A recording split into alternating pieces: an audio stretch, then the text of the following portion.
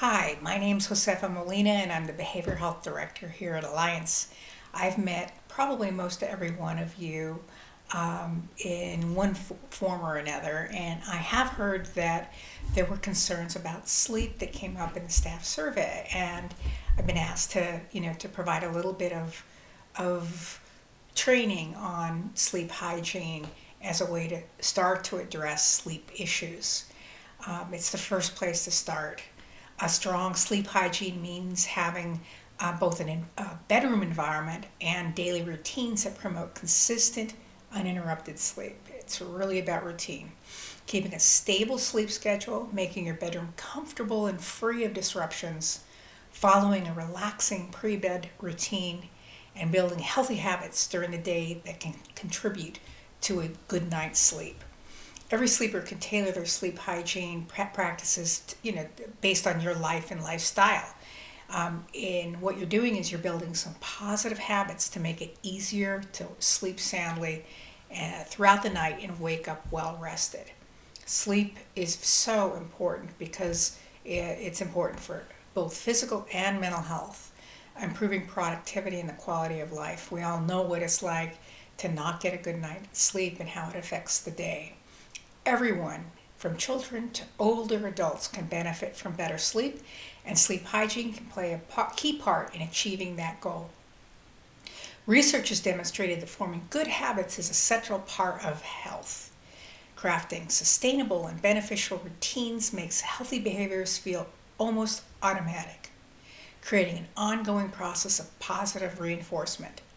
On the flip side, however, bad habits can become ingrained even as if they cause negative consequences. So we have, as humans, an impressive ability to make our habits serve our long-term interests. We have choices. So building an environment and a set of routines that promote sleep can really pay off. Sleep hygiene encompasses both environment and habits, and I'm going to go through each. And it can pave the way for higher quality sleep and better overall health. And it's generally has little cost and virtually no risk, and it's a way to start to address sleep problems. So, what are the signs of poor sleep hygiene? Well, having a hard time falling asleep, experiencing frequent sleep disturbances, and suffering daytime sleepiness are the most telling signs of poor sleep hygiene. An overall lack of consistency in sleep quantity or quality can also be a symptom of poor sleep hygiene. You see behind me a couple of dogs napping. Now you might think that they have poor sleep hygiene, but I'll let you know they do sleep through the night. So how do you practice good sleep hygiene? Good sleep hygiene is all about putting yourself in the best position to sleep well each and every night. There's some things that are a part of that. One is optimizing your sleep schedule, your pre-bed routine and daily routines. And it's all about forming positive habits, making them automatic. It's creating a pleasant bedroom environment that can be an invitation to relax and doze off. A handful of tips can help you build those habits, and you just need to adapt them to your circumstances and create your own sleep hygiene checklist to help you get the best sleep possible. So one of the basic things is to set a sleep schedule. So having a set schedule normalizes sleep and gets your brain and your body accustomed to that routine. Our bodies are on a clock. And so if you're having trouble sleeping through the night, one of the first steps is to normalize that routine. So you have a fixed wake-up time. Whether or not it's a weekday or a weekend, try to wake up at the same time to get your body accustomed to the rhythm of sleep and wakefulness. The other is to prioritize your sleep. I know sometimes it's really tempting to work or study or read that book or socialize or exercise, but sleep must be a priority.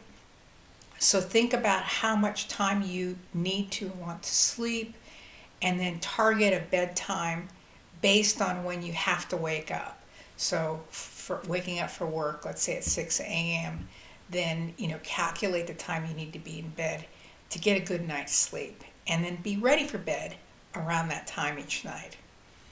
And then, okay, so make gradual adjustments. So if you're really have a very random schedule for sleep, you might need to be, changing your sleep schedule by, over a couple of hours. Start small. Start with small increments of time to get your body, basically you're training your body, retraining your body, I should say. And the other thing that's important too is that even though naps feel wonderful during the day, they can really throw you off at night. So try to avoid naps, and if you do nap, to keep them really short and limited to the early afternoon. Okay, so in creating a new routine and for your sleep clock, basically, how you prepare for bed can determine how easily you'll be able to fall asleep. So come up with a pre-sleep playbook, including some of these tips. So keep your routine consistent, just like keeping the time consistent. So follow the same steps each night, including things like, putting on your pajamas and brushing your teeth, reading a book, turning down the bed. All those can reinforce in your mind that it's bedtime. Then have 30 minutes before you're wanting to fall asleep for winding down. It makes sense. So instead of playing on the phone, and we all know who we are, take advantage of whatever puts you in a state of calm. That could be soft music, light stretching, reading a book, relaxation exercises. 30 minutes to wind down. Let your body just decompress. Another part is to dim the lights in your room. Try to keep away from bright lights because they hinder the production of melatonin. And that's a hormone that the body creates to help us sleep. So lights tell the body, sunshine, it's daytime. And so you're not wanting to have that happen when you're trying to go to sleep. As I mentioned earlier, it's important to unplug from electronics because they really do provide mental stimulation. It's hard to shut off. And they generate a blue light that may decrease melatonin production as well. So if you're having trouble relaxing, you might need to test some different methods of relaxation. So for some of you, it might be meditation or mindfulness practice. It might be paced breathing, breathing in and out really slowly, or other relaxation techniques that can put you in the right mindset for bed. There are also apps that you can plug into that have calming music, that might have meditation, that might have other ways of relaxation. The other is that once you're in bed and getting ready to fall asleep, it's important to associate the bed with sleep. So if you haven't gone to sleep after 20 minutes, get up, don't toss and turn, stretch, read, and I actually recommend reading something really boring. Go get the refrigerator manual. Go get, what else is really boring? Your partner's magazines. I don't know. Find something boring and read it. Or do something else calming, low light, and then go back and try to fall asleep again.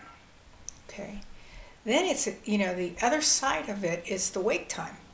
So cultivating healthy daytime habits is also important and impacts our ability to sleep. So having positive routines during the day can help support your body clock and limit sleep disruptions. So what does that mean? Just like at bedtime you want low to no light, during the daytime you want daylight exposure because that diminishes the production of melatonin and wakes us up. So you want sunlight, and that encourages good quality sleep at the end of the day.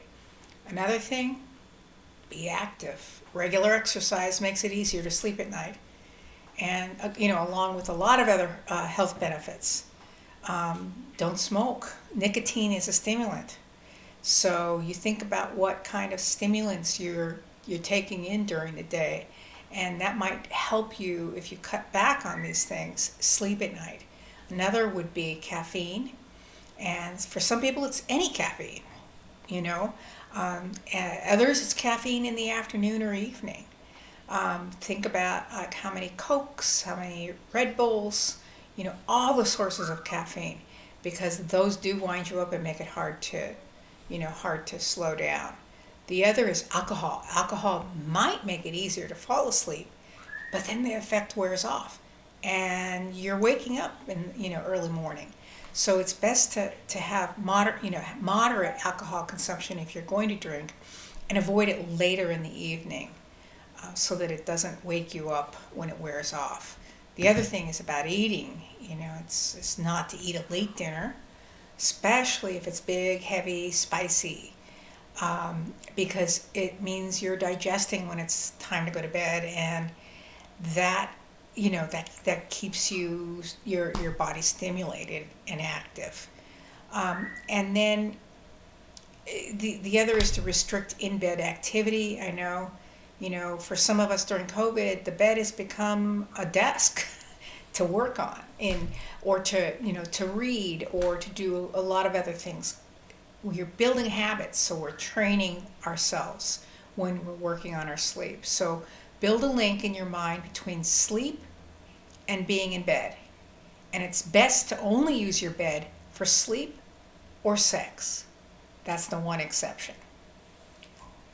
The next way of improving your sleep is like optimizing your bedroom. This makes total sense. Have it be comfortable. A central component of sleep hygiene is just the sleep environment. It makes you comfortable. It helps you fall asleep more easily. It engenders tranquility.